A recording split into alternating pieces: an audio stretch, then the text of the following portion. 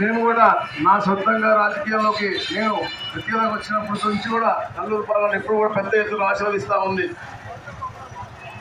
నల్లూరు పాలనలో మొట్టమొదటి నుంచి మంచి సమస్య ఉన్నప్పుడు మొట్టమొదటిసారి నేను రాజకీయాల్లోకి వచ్చినప్పుడు అప్పుడు నీటి సమస్య తీర్చడానికి మీ అందరూ కూడా సహకారంతో నేను కూడా చేయడం జరిగింది. అలా నల్లూరు పాలన ఒక బంధం ఏర్పడింది.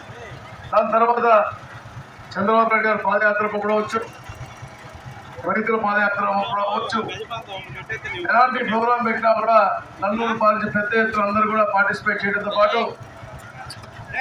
నన్ను పెద్ద ఎత్తున ఆశీర్వదిస్తూ పార్టీ పట్ల వారికి ప్రేమ, అభిమానం, ఆదరణ, అలాగే స్వర్గీయ శ్రీ నందమూరి తారక రామారావు గారు పెట్టిన పార్టీ ఆశయాల్ని సిద్ధాంతాలను నమ్మి మీ గ్రామస్తులందరూ కూడా ఇప్పుడు కూడా పెద్ద ఎత్తున ఆశీర్వదించారు. అయితే మా కుటుంబ పెద్దలందరూ కూడా నేను కోరుకుంటా ఉన్నాను, రాష్ట్రం పార్టీ కష్టాల్లో ఉంది.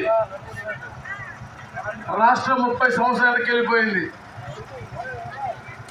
ఈ రోజు దాన్ని మళ్ళీ గాడిలో పెట్టాలి అంటే మీరందరూ కూడా మీ అమూల్యమైన ఓటు అది కర్తవ్యం. హక్కుతో పాటు అది కర్తవ్యం కూడా. మీరు ఓటు అనేది తప్పకుండా రాజ్యాంగం కర్తవ్యం కాబట్టి మీరు తప్పకుండా మే 13 ఓటు వేయాల్సిన అవసరం ఉంది. సైకిల్ గుర్తుకు ఓటు వేయాల్సింది. ఇక్కడ ఏదైతే కూటమి అభ్యర్థులు ఎక్కడ ఉన్నారో మీ బంధువులకు చెప్పండి. ఎందుకంటే రాష్ట్రం కష్టంలో ఉంది, ప్రజల కష్టంలో నేను సైతం తప్పకుండా ఆదుకుంటాను పార్టీని కూడా అని చెప్పి పవన్ కళ్యాణ్ గారు ముందుకు వచ్చి చంద్రబాబు నాయుడు గారు అండదండగా ఉంటూ కేంద్రంలో ఉన్న ప్రభుత్వమే సహకారం ఉంటే తప్పకుండా ఈ ప్రాంత అభివృద్ధి మళ్ళీ అవుతుందని చెప్పి ఒక మంచి ఆలోచనతో ఈ కూటమి ఏర్పాటు చేశారు.